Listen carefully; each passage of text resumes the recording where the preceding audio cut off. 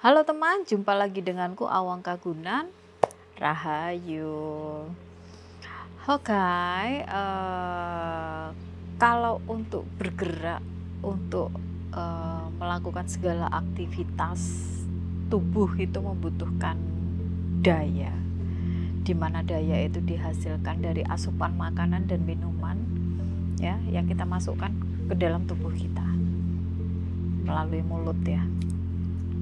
Berbagai macam makanan, berbagai macam minuman yang itu support dan kandungan-kandungan di dalam makanan dan minuman itu dibutuhkan oleh tubuh kita, diolah oleh tubuh menjadi daya ya.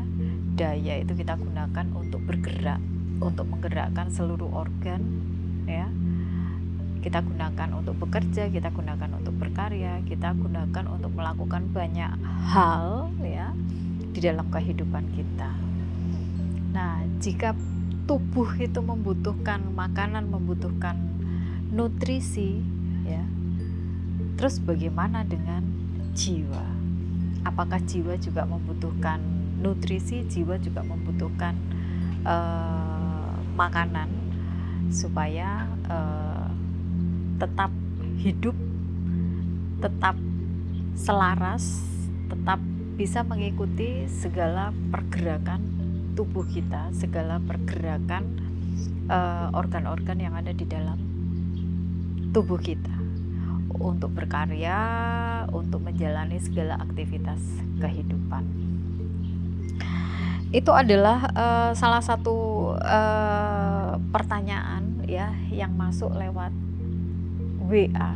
Jadi ada saudara kita dari tunggu aku lupa, Tuban, dari no bukan Tuban, Lamongan kalau nggak salah ingat, antara Tuban dan Lamongan, kayaknya Lamongan, dari Lamongan ya, yang menanyakan itu ke aku, kalau tubuh itu membutuhkan makanan, bagaimana dengan jiwa Bun ya.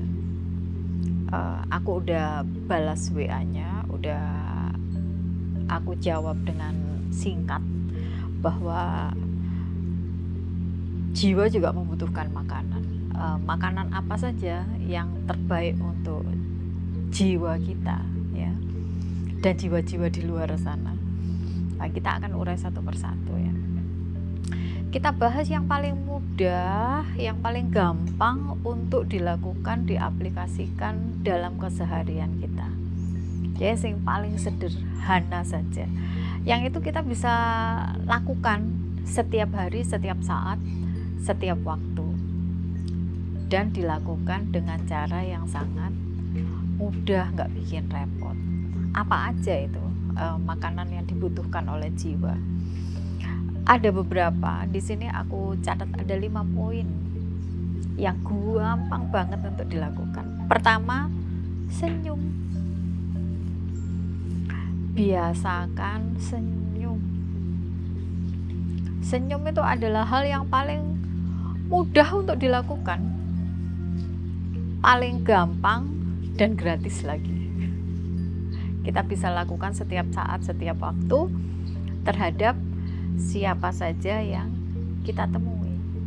Senyum itu salah satu kebiasaan yang selalu aku lakukan, seperti yang diketahui orang-orang di sekitarku. Aku iki wonge sumeh katanya ya, kalau orang Jawa itu sumeh ya, gampang senyum, ramah, dan memang benar. Itu udah menjadi kebiasaan, udah menjadi habit. Jadi tanpa aku berencana pun itu sudah otomatis, bekerja secara otomatis. Dan itu kepada siapa aja. Ketika berpapasan dengan seseorang ya, berpapasan dengan beberapa orang, walaupun aku nggak kenal ya mereka itu siapa, pasti aku sapa. Gak hanya cuman senyum, selalu aku sapa. Selamat pagi, monggo, halo. Itu udah otomatis keluar dari mulutku, ditambah dengan senyum. ketika jalan di mall, ketika jalan pagi, di tempat manapun, ya, ketika berpapasan dengan orang lain, bertemu dengan orang lain, kenal ataupun nggak kenal, selalu aku sapa. Bahkan ketika aku lewat, ya, misalnya aku mau keluar dari ini komplek atau dari kampungku, ya, mau ada kegiatan, entah itu mau belanja, entah itu mau ada kegiatan di luar studio, itu kan melewati banyak rumah dan melewati banyak orang. Itu bisa sepanjang jalan loh. Ketika aku keluar dari studio sampai jalan depan, itu aku sapa semua orang yang berpapasan denganku, semua orang yang bertemu denganku, aku sapa mereka satu persatu. Permisi, monggo, halo ibu, kayak begitu. Itu otomatis.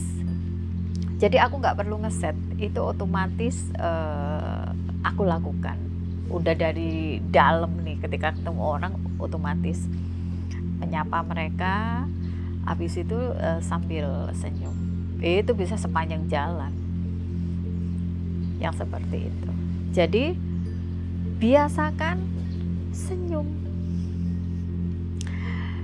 Terus yang kedua, bahagia. Bahagia itu kita bisa bangun dengan cara-cara yang sederhana. Untuk men-trigger sebuah kebahagiaan, itu kita bisa lakukan dengan cara-cara yang sederhana. Aku tuh hampir berapa tahun ya, 5 tahun kayaknya aku nggak pernah lihat TV. Di studio itu ada 3 atau ada 2 TV itu, dan udah nggak pernah diputar. Jadi ketika di studio, hiburanku kalau nggak muter musik, ya aku lihat TikTok, lihat Instagram Reel, dan itu ngelihat hal-hal yang lucu-lucu yang bisa bikin aku ketawa.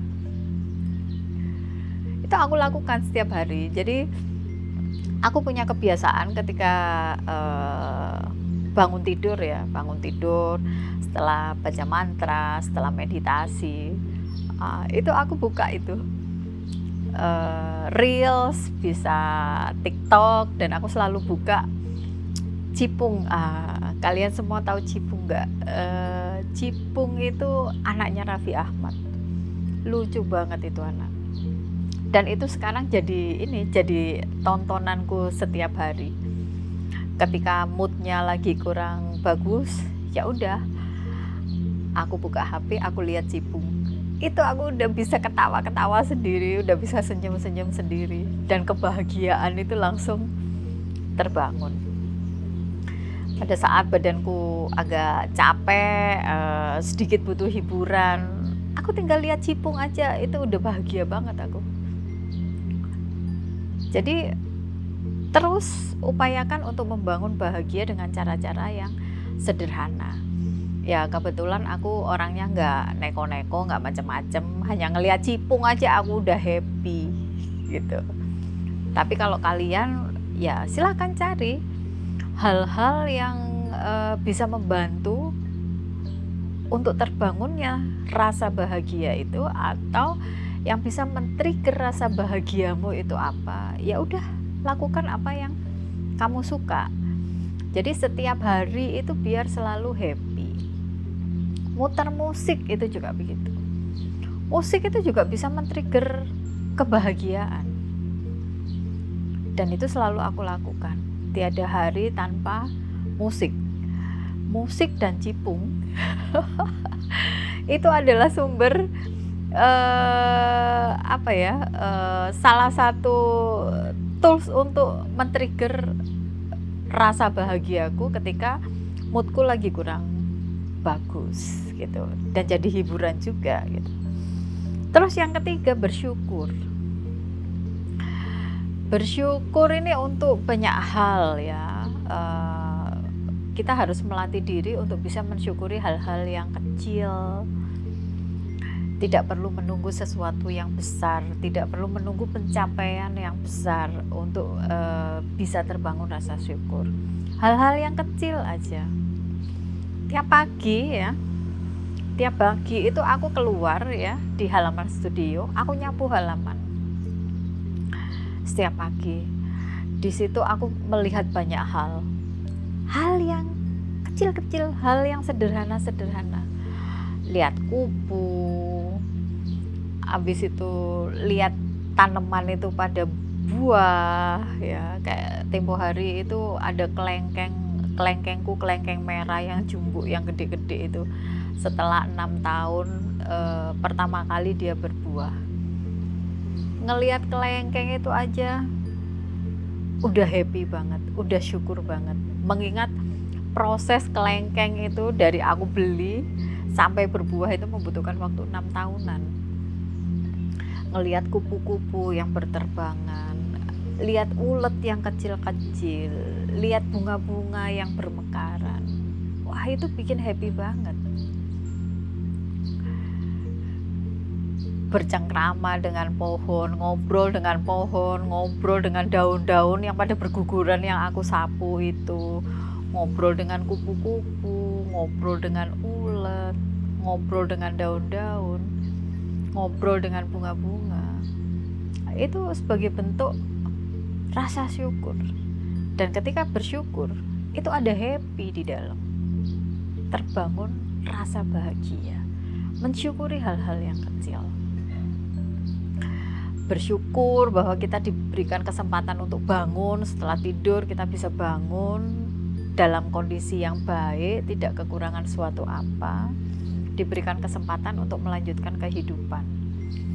Bersyukur masih bisa sarapan, bersyukur masih bisa minum kopi, bersyukur masih bisa jalan ya normal, bersyukur masih bisa melihat normal, bersyukur masih bisa menggerakkan tubuh kita dengan normal, mensyukuri hal-hal yang kita miliki, yang kita punya, yang ada pada kita ya, yang ada pada saat ini, mensyukuri hal-hal yang kecil. Karena syukur itu tidak melulu tentang suatu pencapaian yang besar ya, tidak melulu tentang kesuksesan yang besar, tidak melulu tentang materi yang besar. Jadi kita bisa mensyukuri apa aja yang sudah ada pada kehidupan kita saat ini, gitu ya. Terus selanjutnya, berpikir positif. Jangan kebanyakan mikir ke depan, jangan kebanyakan khawatir, jangan kebanyakan mengeluhkan apa yang terjadi pada saat ini. Dan jangan kebanyakan memikirkan hal-hal yang sudah lewat, hal-hal yang sudah berlalu. Positive thinking, berpikir positif. Karena kalau bukan diri kita sendiri, siapa lagi gitu. Ya, jadi setiap hari itu harus optimis, harus berpikir positif atas apapun yang ada atau atas apapun yang terjadi dalam kehidupan kita. Wes pokoknya kudu optimis, pokoknya kudu berpikir yang baik-baik saja. Karena apa yang terjadi itu ya sesuai dengan prasangka kita, sesuai dengan apa yang kita pikirkan. Yang kita pikirkan otomatis mempengaruhi rasa kita, gitu ya. Terus yang kelima, melakukan segala hal yang baik untuk diri kita sendiri dulu. Setelah diri kita terpenuhi, ya, semua tercukupi, baru kita berpikir tentang orang lain. Jadi melakukan kebaikan setiap saat, setiap waktu, ya. Yang direncanakan itu adalah sebuah kebaikan-kebaikan, yang dikerjakan itu adalah sebuah kebaikan-kebaikan. Semua tentang kebaikan. Kebaikan untuk siapa? Kebaikan untuk diri kita sendiri dulu nih. Prioritaskan untuk diri kita sendiri dulu. Setelah diri kita terpenuhi, baru kita bisa berbagi kebaikan untuk orang-orang yang ada di luar diri kita. Nah, luasnya jaringan kebaikan yang kita sebarkan, ya, itu ya tergantung kemampuan kita. Melakukan kebaikan-kebaikan yang sederhana aja. Jadi nggak usah berpikir, oh aku akan melakukan ini itu, tapi nanti kelamaan. Lakukan apa yang kita bisa saat ini. Tapi setelah diri kita dulu terpenuhi, ya, baru melakukan kebaikan untuk orang lain. Jadi kebaikan yang utama adalah kebaikan untuk diri sendiri. Setelah itu baru mikirin orang lain.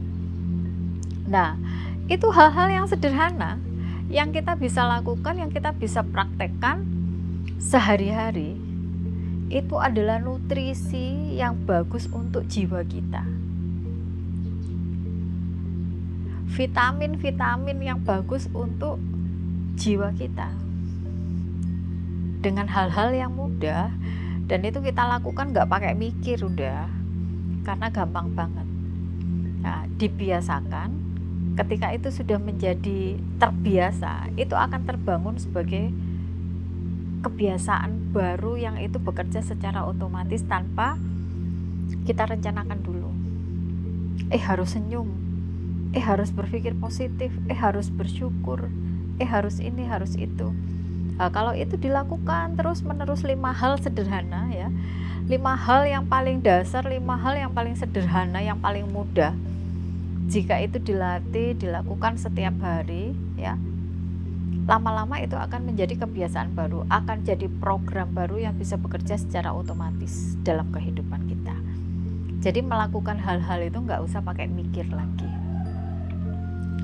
Oke teman, itu tadi tentang nutrisi jiwa, itu tadi tentang makanan jiwa, dari hal yang paling sederhana yang sangat mungkin untuk kita bisa praktekkan sehari-hari.